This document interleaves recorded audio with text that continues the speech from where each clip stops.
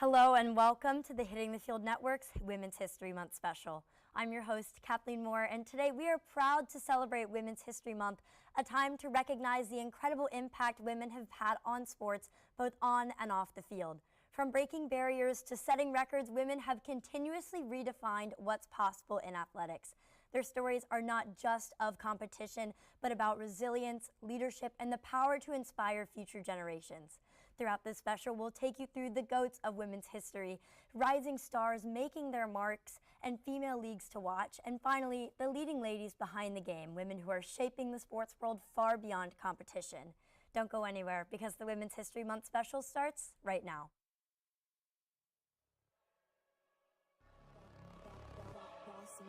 Things gon' change when I really hit the field.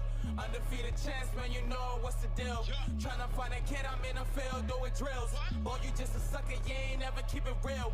3 rings in my hand, I'm a warrior. Welcome back. Thank you for joining us today. I want to kick off the show by celebrating female athletes who are at the absolute top of their sports. To do this, we've brought in some familiar faces with the Triple G crew, Katie and Mia. How are you guys doing? Good, the team is back. We're so back. We're so happy to be here. We love women. This is beautiful. And then we've also brought in Octavius Lawrence. How are you doing today, Octo? I'm doing great. I'm doing great. It's my first time on Girls Got Game, so I'm just excited to talk about some women's sports. Well, thank you guys for being here. So I want to kick this off with a female athlete who truly needs no introduction, Miss Katie Ledecky. Now, if you don't know, Katie Ledecky is the most decorated female Olympian of all time. She holds 14 Olympic medals, 9 of which are gold, by the way, and 21 world championship titles. As the most decorated female swimmer in history, she holds the top 20 times in the 1,500-meter freestyle. The top 20 best times belong to her. There's no touching her. She debuted at 15 years old and winning the gold at the 2012 London Olympics, and she's had a 15-year reign. When she started, she never stopped. She's never lost an 800-meter freestyle race in over a decade and has broken 16 world records. Obviously, the most decorated U.S. Olympian and really the most decorated female U.S. Olympian. So she needs no introduction, and she is absolutely at the top of her game in women's sports. But I want to go ahead and toss this over to Katie Christianson to talk about another female athlete who truthfully speaks for herself. Yeah, we can't do this segment and talk about GOATs of women's sports without talking about Serena Williams. She is the best tennis player of this time and probably forever, and she is probably one of the best women athletes out there. I love her. I love everything she stands for. I love how hard she works. She is incredible. She revolutionized women's tennis in the 90s and then just kept working and never stopped. And it started a long time ago, working with her sister Venus and also her father, who, if you didn't see that movie with Will Smith, watch it because it's awesome. Fire movie. But yeah, she has 319 weeks under her belt, and she's ranked #1 in the world with 73 WTA singles titles, which is absolutely insane. She's also the only player in history to achieve a career Golden Slam in both singles and doubles, which is incredible. 23 Grand Slams, 14 women's doubles, double majors with her sister Venus, 2 mixed double majors, and yes, multiple Olympic gold medals. She is absolutely phenomenal, and I'm always excited to talk about her. I also think that she's huge in media and pop culture, and she has an insane impact, does a lot of charity work, and makes sure that she's always on top in every aspect of her life, which is always exciting. And you know, she was the youngest of 5. She always had to work hard in her life, and you can see it now. Her resilience is absolutely amazing. She joined the Junior United States Tennis Association tour by 10 for 10 and under, and at 4 she made her professional debut. Or 14. What am I saying? At 4 years old. At 4 years old. No, 14. But yeah, she hasn't stopped since then, and I'm always excited to see what she's doing next. Really a force to be reckoned with, and such a great role model for young tennis players, might I add.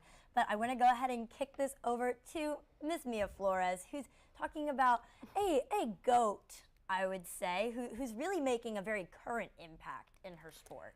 I'm once again bringing my personal bias into these shows, and I'm going to talk about my GOAT, Miss Hillary Knight. Excellent just like choice.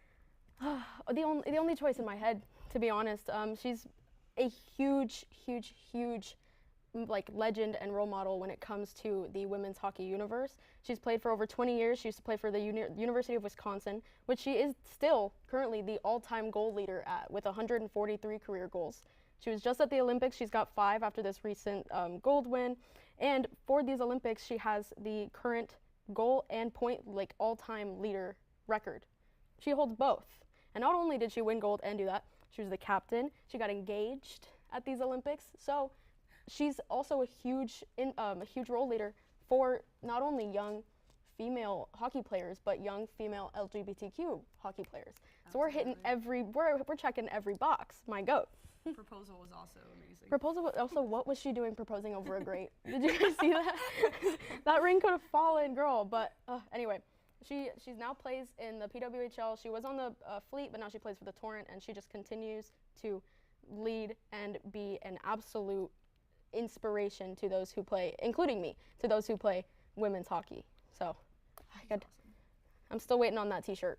For those who watch Girls Got Game, still waiting on that T-shirt. It'll get there. It'll get there. We'll come in, I promise. But I love it. yeah, my absolute queen. Wonderful. Well, now finally, Octo, why don't you talk to us about your GOAT in women's sports? I chose Marta, the Brazilian soccer legend. For those of you who know me, you know I'm the host of Hitting the Field FC, so I always got to talk about soccer any chance I can get.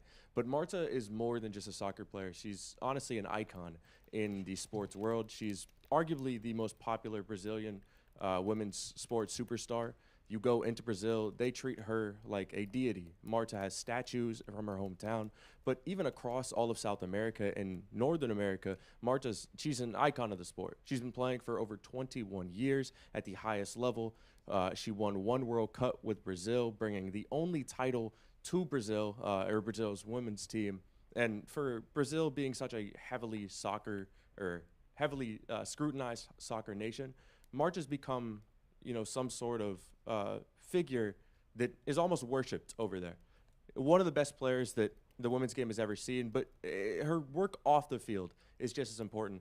Players like Aitana Bonmati and Claudia Pina, some of the biggest stars in today's game, talk about how much Marta inspired them to continue on in their young journey. So she's made an impact not only in her generation and the generations past just 20 years ago, but what she's doing now, still currently playing at over 40 years old. She's a LeBron of soccer. She makes an impact, and it's wonderful to see every time you get to tune in. That's amazing. Now, I actually want to ask you a question, Mia. I know that hockey, you live and breathe women's hockey. I want to know what makes Hilary Knight such an inspiration for you and your passion for hockey. Honestly, I would just seeing her play for so long, to where she even played before we reached this like milestone that is the PWHL. Like, it really goes to show that she enjoys the sport, she loves the sport. She does everything for the sport, to the point where we see her push so hard that she's opening new doors for younger players. And I don't know if you guys saw this, but she recently met up with I believe it was 100,000th U.S. female hockey registrant. Like, she registered to play, and they met up, and she let her hold the medal and everything. Like, it was super cute. Cool. But just seeing somebody have that passion for that sport before it was available to play at a bigger stage and a bigger viewing is just really inspiring to me. And I'm sure every other player that wants to play professionally and wants to play, period. She's such a great leader. Yeah. She really is. Yeah, I mean, she was captain of the Olympic team, and that's players from literally everywhere. And they completely destroyed everyone. And first of all, because we're not sure if she's retiring or not. Please don't retire. No, but they made a little video for her, and teammates had nothing but incredible things to say about her. So I think it says a lot that she was also chosen to be the flag bearer for the U.S. Olympic team as a whole. So the United States has, I think it's top 3 for most athletes sent to the Olympics every single Olympic season. And it's incredible that so many athletes, they vote on the flag bearers. Yeah. So many of them saw her impact, saw how incredible she was, and chose her as a representative of the entire nation. So I think that that speaks volumes. But I want to open up a little bit of a debate here. Now, I feel like we all picked really great options for greatest of all time, but who is the ultimate greatest of all time out of our options here? Now, we can make our cases. I'm going to make my case for Miss Ledecky, because how can you have the top 20 best times in a single category and not lose a race? To me, she's like there's not even an argument for another swimmer who has such an impact in the pool. So that's my argument as to why Katie Ledecky should be the top of the greatest of all time list. But Katie, what's your argument for Miss Serena Williams? You ask somebody to name an athlete randomly on the street, a woman athlete, they're gonna say Serena Williams. She is everywhere. She's been at 18. She signed with Puma. Her contracts. She is everywhere. She's on the face of everything. She's incredible. Also, I don't know if you've seen that USA or US Open in 2018 with Naomi Osaka. When Naomi won, that was huge just for Serena. The way that she came out of it and talked about we need to stop booing, this is not great sportsmanship and everything. She's just in so many big stories, and she has an insane amount of accolades, including multiple Bet Sportswomen of the Year wins and Choice Female Athlete wins. She's constantly being chosen. So I don't know. I think if you just ask somebody on the street, they're gonna say Serena Williams more than they'll say Katie Ledecky. I guess that's a fair argument, honestly. But Mia, let me kick it over to you real quick. Honestly, I'm not. She's young. I'm not. Yeah. She's young. She's young, and I think since a lot more people are getting into the hockey world, and especially the women's hockey world, I think maybe in a few years, the streets will be saying Hillary Knight. It's getting bigger. Obviously, no one's ever going to forget Serena Williams or Katie Ledecky, but I think as more people get access to this, the Hillary Knight's impact and her record and her legend will roam through the streets of wherever she goes. I love it. So I'll give you guys the choice now. Check back in a few years. Okay. Now, Octo, do you have an argument for your player, or are you going to choose one of me and Katie's To be players? completely honest, I think Marta's impact is just as large as any of those other players, because soccer's the world's game. It's a sport that everyone can play, not just Americans. But to be honest, if we're talking about the greatest women's athlete of all time, I have to say Katie Ledecky. Boom. There is no athlete who has been more dominant in her sport than Katie Ledecky. Katie Ledecky and Michael Phelps carried the United States to medal after medal after medal after medal, gold medal.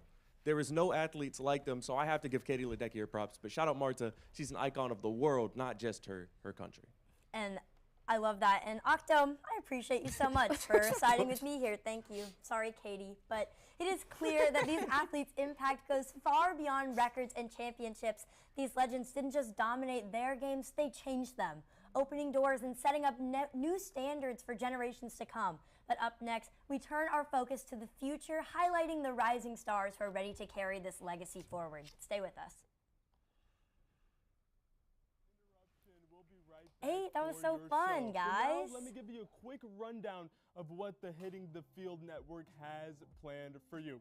My name is Edgar Rodriguez, and I'm the host of Hitting the Field Season 22, live streaming every Monday at 4 p.m. Eastern. There, you'll find me and our expert guests talking about everything in the wide world of sports. On Tuesday, get ready because it's Season 10 of Nighttime. Hosted by Andrew Gregg and Joe Geiger, Nighttime keeps you up to date on everything happening in the world of college sports and UCF athletics. Moving on to Wednesday, we have Season 8 of The Combine, hosted by our very own Kathleen Moore. This podcast takes a deep and technical dive into everything NFL, and you won't want to miss that. On Thursday, we go live with Bets, where our Bets boys, Ben Huber, Augie Aronson, and Scott Harris, will give their expert opinion that might just make you some money.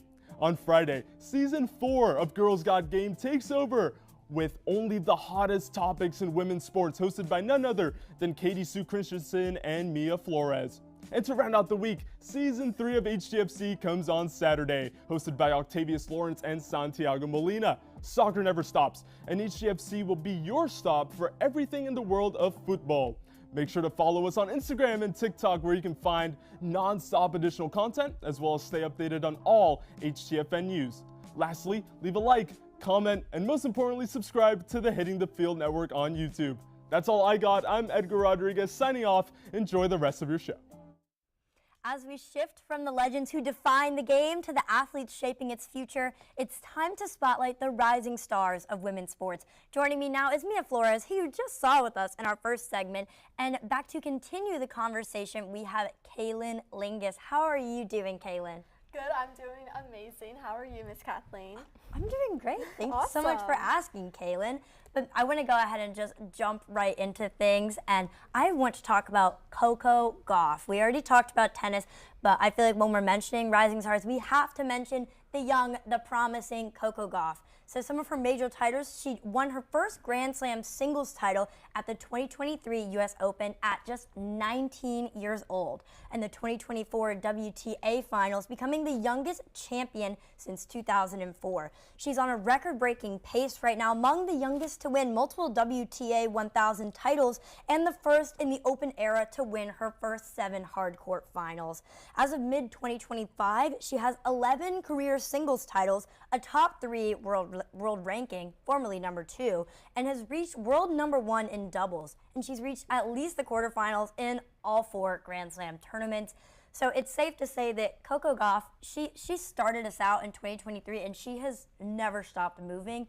And she's only going to continue to grow from here as she matures into her game. I think that she's incredible, but I want to go ahead and toss things over to Mia to speak on her rising star. Here we go again. Here we go again. Here we go again. I want to talk about Miss Caroline, or KK Harvey, another absolute female hockey legend, and she's growing up into it. She's rising incredibly. She currently plays for the University of Wisconsin, and they actually just won the national championships recently. She's a 2-time WCHA Defender of the Year and a first-team All-American winner. So she's been a top national player, and honestly, just her name, it's like a household name recently in the female hockey world. She just won the Patty Katz Award, and she's been a nominee multiple times. She actually did play with Hillary Knight to tie it back in the Olympics, and she was awarded team MVP for the Olympics, which is absolutely insane to do as a college player. But not only did she win Olympic gold and name MVP, she's a defenseman with absolutely insane points and numbers. And for those who know hockey, obviously defensemen put up some points, but she's got like 50 plus points in a season. And I don't know, I'd be pretty scared of her as I was playing to it, but she's already just a huge face in the hockey world, and she hasn't even graduated yet. So the best is yet to come for her, clearly the best is yet to come. Caroline Harvey, you are a Boston Fleet. Just letting you know. I'm glad you've got her next landing spot picked out for her, Mia. That's really beautiful. Yeah. But Kaylin, let's go ahead and throw things over to you. With the U.S. Women's World Cup coming up in a year, I think it's time we start talking about like the next generation core that's going to take over. So I went with Emma Sears. She's a forward. She played her 5 seasons at The Ohio State University, played 88 games. She started in 66, which is amazing. She had 25 goals and 15 assists, and she ended up going into the NWSL, getting drafted in the 2nd round of Racing Louisville. She instantly became a starter for her pro team, which led her to being called up to the U.S. Women's National Team. And she scored her first goal in her first debut game on October 27th of 2025. She made an unforgettable debut against Iceland, coming off the bench to assisting Alyssa Thompson to scoring her first goal and becoming the first U.S. player to do that on a debut in over a decade. Just 2 days later, she had a hat trick against New Zealand, and this proved that she was able to play at this high level and that she was able to make an impact. By early 2026, she earned her 17 caps and had 6 goals, which is amazing, and not in 5 months. And people are wondering, is Emma Sears going to be the next starter? Is she going to be the next Alex Morgan? This is what people are wondering. Wow, that's a big name to follow for sure. That's a really good comparison. But Kaylin, I have a question. What are you looking forward to seeing from her most in the Women's World Cup next year? I am looking for her to become the next starter. She's on the bench right now. She's starting on the bench, but I want to see her on the starting lineup because I love her so much. I need to see her out there. I want Have you her to been be following her? The first one scoring goals, like Alex Morgan, like doing it in the first 8 seconds, like that. Like that's what I'm looking for from her. Have you been following her since she played at Ohio State? Yes, I think I've been following her since her junior year there. And then when I found out she was going back for a 5th season, I was so happy. That's wonderful. I mean, the Women's World Cup is going to be very exciting next year, so we're all looking forward to that. But Mia, I ask you the same question. What are you looking for out of KK Harvey? Well, I said it before, I want to see her on the Boston Fleet, just because I'm biased and I want her on my team. But I honestly, because she's obviously going to the PWHL in some way, shape, or form, I just want to see her continue to like break these boundaries as like being so young. I want to see her succeed. I want to see her score. I want to see her win. I want to see her just have the time of her life in this new world of women's hockey. And I also want to see more TikToks. So. More TikToks, I love it. Now, I know that women's hockey is really growing at such an alarming rate. What do you think that that's due to? Why is now the time that really PWHL is a rising star in itself, you could say? Oh yeah, 1000%. I really think, obviously, with this new generation and this new world that we're in, I've said it, women have had it. The girls want to play, the girls want to be mean, and the girls want to be tough. And they want to play and they want to skate around. Why shouldn't we let them? And now that we let them, obviously, it's pretty popular. You know, we have the women who want to play and we have the women who love to support the women who want to play. And it's just a beautiful and supportive world to be in, watching them rise from the original like 4 teams that they had when they first started. So I just think it's really just a huge example of girls supporting girls, because it's the world is just beautiful, truly, to be in, and Isn't I that love the it. most beautiful thing ever, girls supporting girls? Right? It's so simple. It's so easy.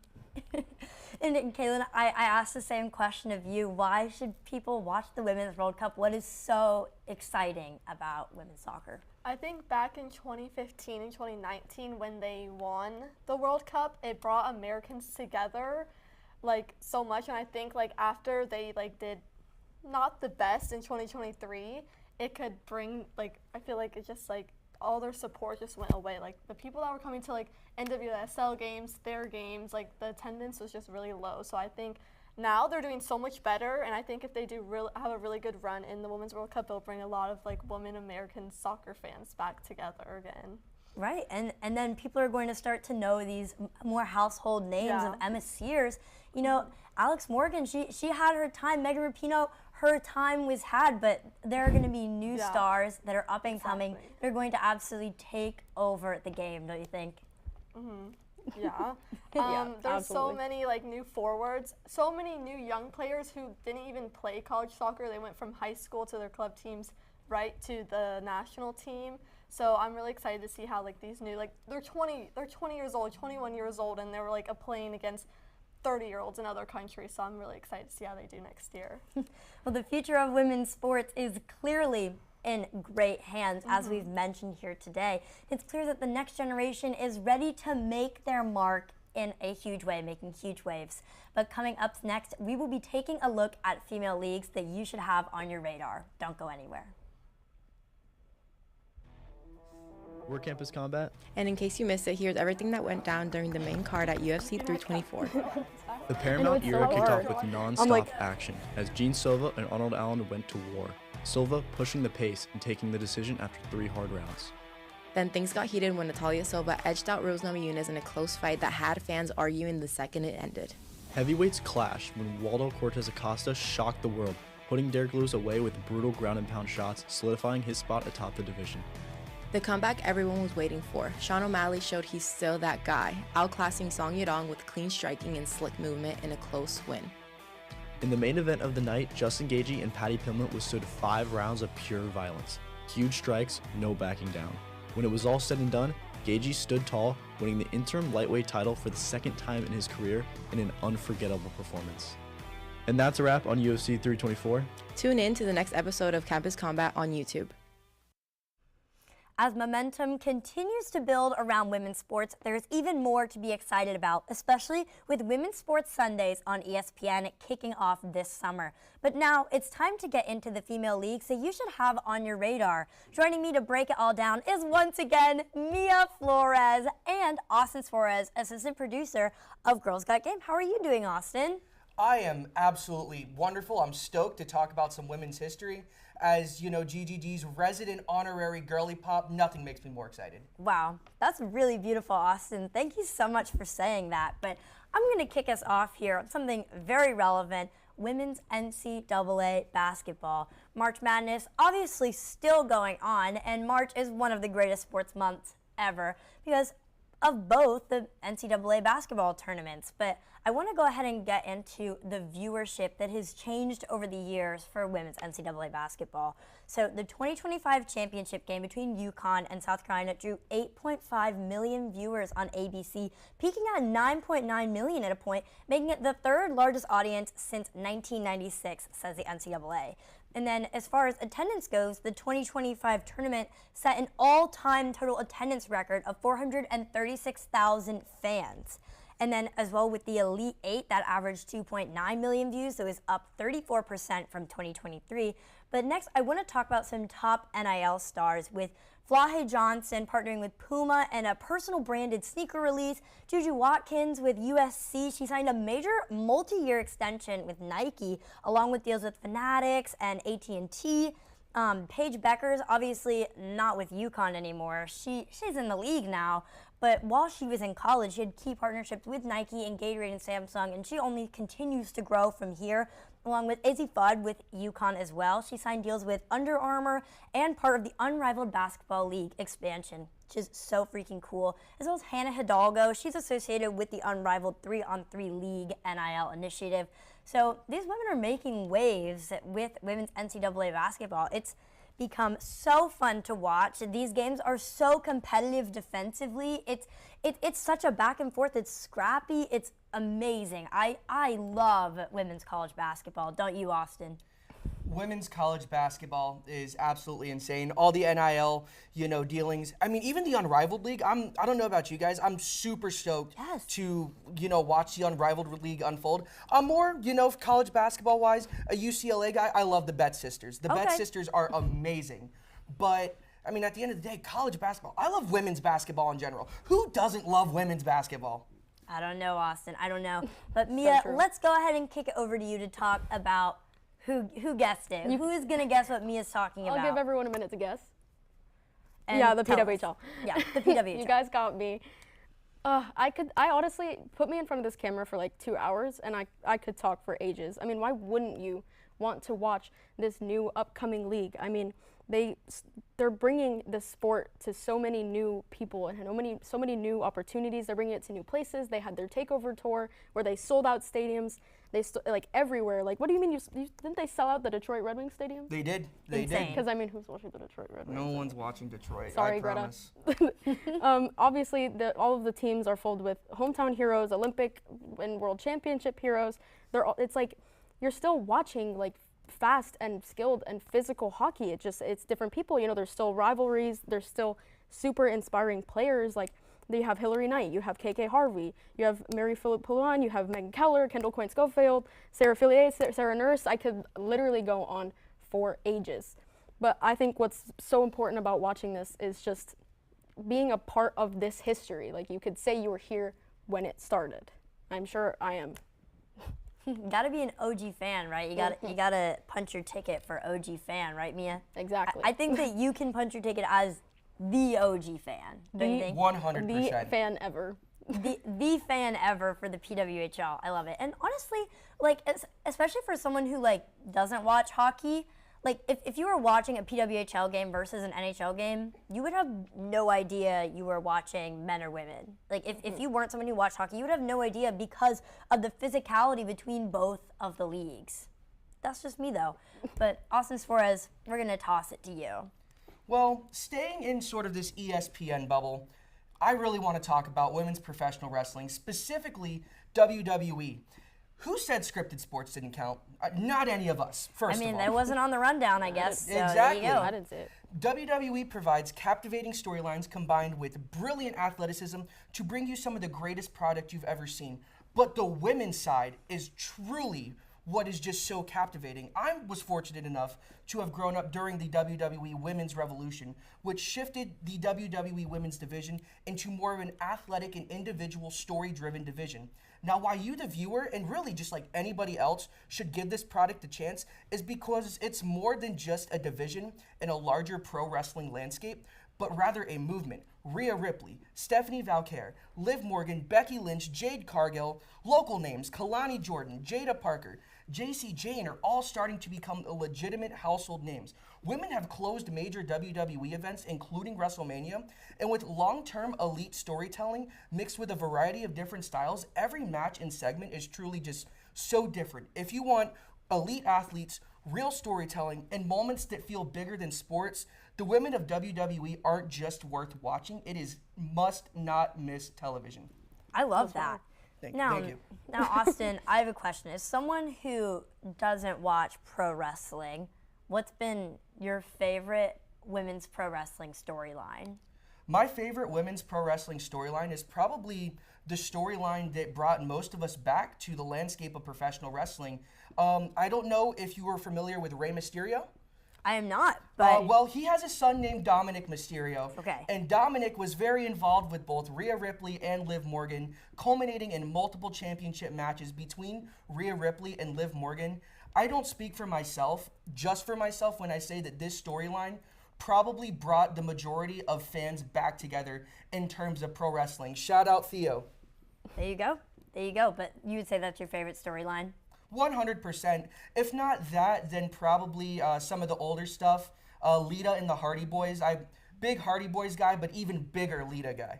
Right. And so why should people watch women's pro wrestling? Why should they turn that on versus the PWHL or March Madness? What sets it apart? Well, what sets it truly apart is the story. It's like watching, the world's most dangerous soap opera just unfold before your very eyes. I mean, the moves some of these women can perform. You should see Stephanie Valcaire's finishing move. It is absolutely insane. It's just awesome. You get championship, what's the word? I'm thinking of it. Championship something. All right, you know what I'm trying to say. You know what I'm trying to say. I was trying to help. I couldn't think of it either. Implications. Wow. There we go. You Found get it. championship implications mixed with a little bit of storytelling. And who doesn't love a good story? I mean, Right. I love a good story. Mia, do you love a good story? I love a good story personally. This isn't really like back to the favorite storylines question. I was just a little girl when the whole Shield drama happened. Oh my God. That was Broke that our was hearts. Nuts Broke our for little me. hearts. I was like, Wow. yeah. Just seeing just it wanted to throw that unfold? in there. My dad was shook. Let me tell you. But Good yeah, drama. I love a good cried. story. I was like 11 and I cried when the Shield broke up. Wow, that's And you know what? That's Valid. devastating. It really was. It really was. I do love a good story though. Yes, Yeah, 100%. It's so entertaining. Now, Mia, you've been watching the PWHL for quite some time now. How have you seen it change from when you first started watching to what it's taken off to be now? Oh well. I remember when it first got announced, and they were like, "Oh, we have these 4 teams," and I was like, "Oh, those jerseys kind of suck." But now, obviously, after the takeover tour and after all of the attention and the love that they've gotten, like now, they're household names. Like I'm stealing that from you. They're household names. Like you look at, let's say, like a Boston Fleet game. People have, like, there's jerseys everywhere. They have signs. They have the merch on. The Seattle Torrent fan base is nuts. Let me tell you, they love their team, and it's just so like heartwarming to see them go from these 4 teams who could barely gather a crowd and like scoring the first goal and the first shutout and the first save to like huge events and huge like networks and Huge team shows. spirit, I would say, Yes. too. Like they have a huge fan base now, Very and dedicated. it's just absolutely heartwarming to see. Right, people are buying in, it seems. People are absolutely buying into the PWHL. I know I am. But That's a look at the leagues driving the future of women's sports. And with so much growth, visibility, and excitement ahead, there's never been a better time to tune in. Thank you all for joining us. Mia, especially thank you to you for being on all 3 segments so far. I had to spend as much time on the couch as possible. Have to. But coming up next, we'll highlight the leading ladies making an impact behind the scenes and beyond the field. We'll be right back. In front of the Acrisure Bounds House where UCF's annual space game takes place. Now the question has always been asked of where does space blue originate? To find out the answer to that question, I sat down with Chief Brand Officer at UCF, Jimmy Skiles. We've always known the origin story of UCF, which is tied to space and NASA. So we should be doing more as an athletic department to honor like our space ties. So it kind of all synced up to when Coach Frost was here the first time. And we had unveiled new Nike uniforms, had this new relationship with Nike that it was like now is the right time to start this space game with football. At UCF, we have opportunity to do new stuff and try new stuff every year. It's not just the roll out the ball and do the same thing you've been doing for the last 50, 100 years.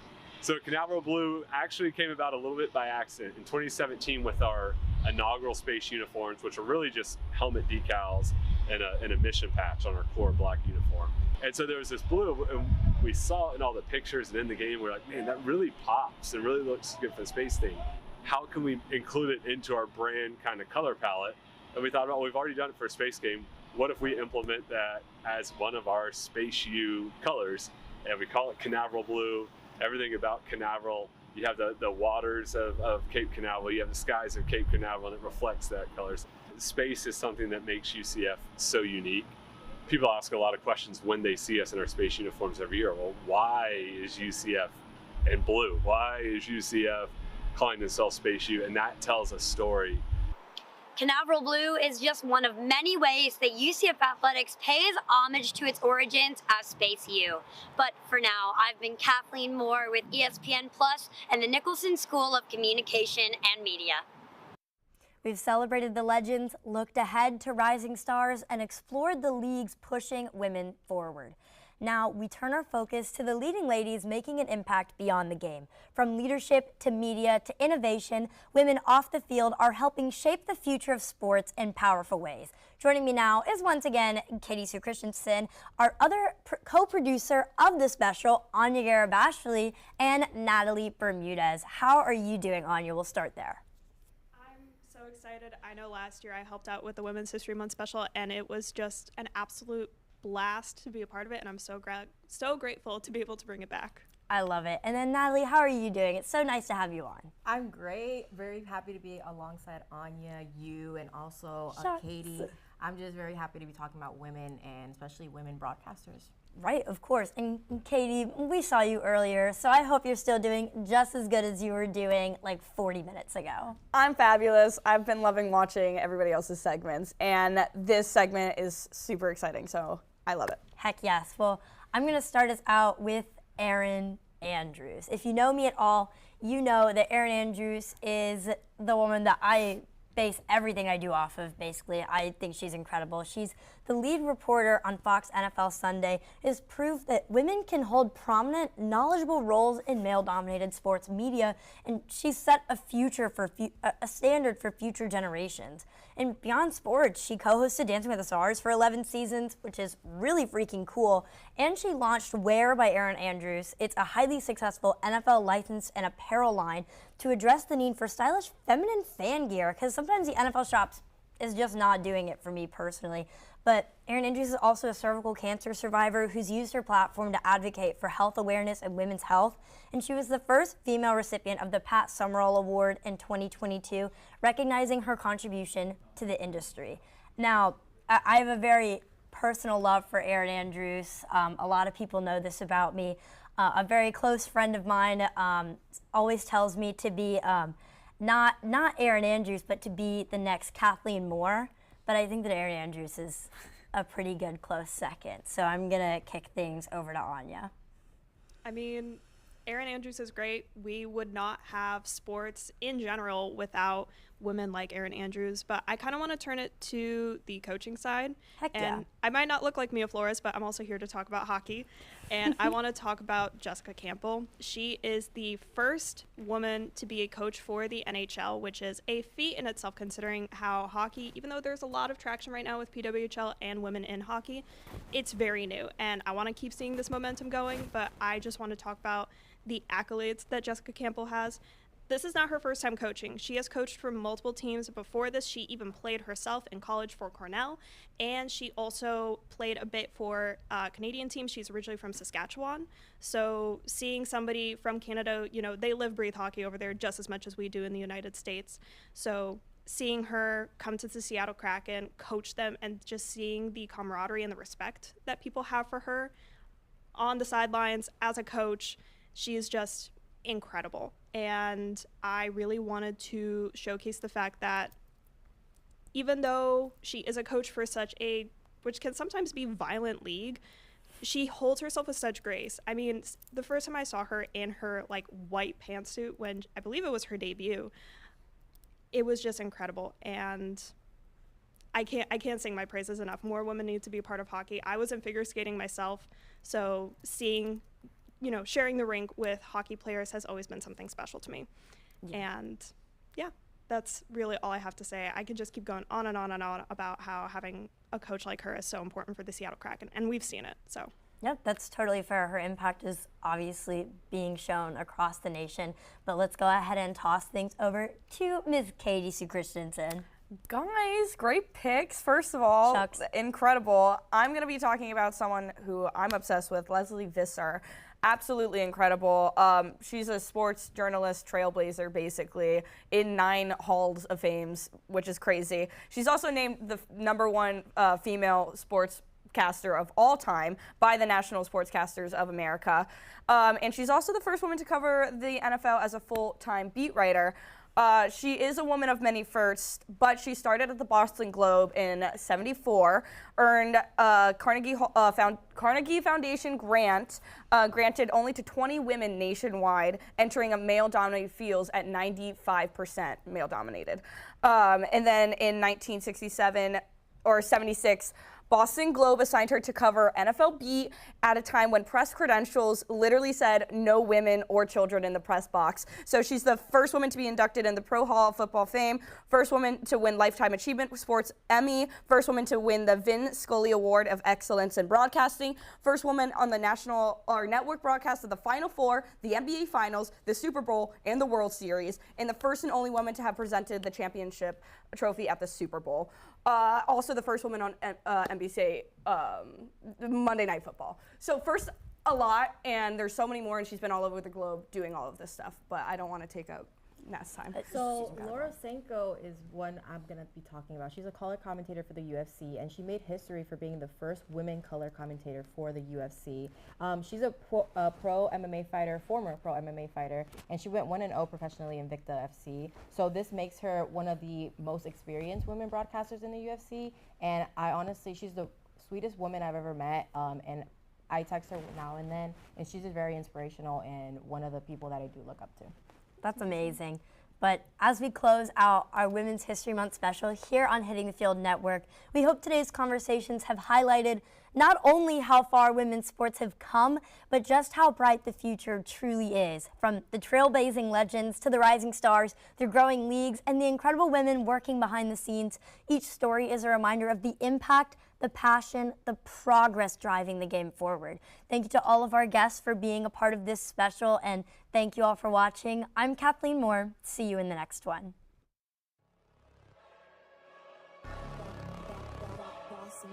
Things gon' change when I really hit the field. Undefeated champs, man, you know what's the deal. Tryna find a kid, I'm in the field doing drills. Boy, you just a sucker, you ain't never keep it real. 3 rings in my hand, I'm a warrior to the max. When I hang it up, they gon' have to give me plaques.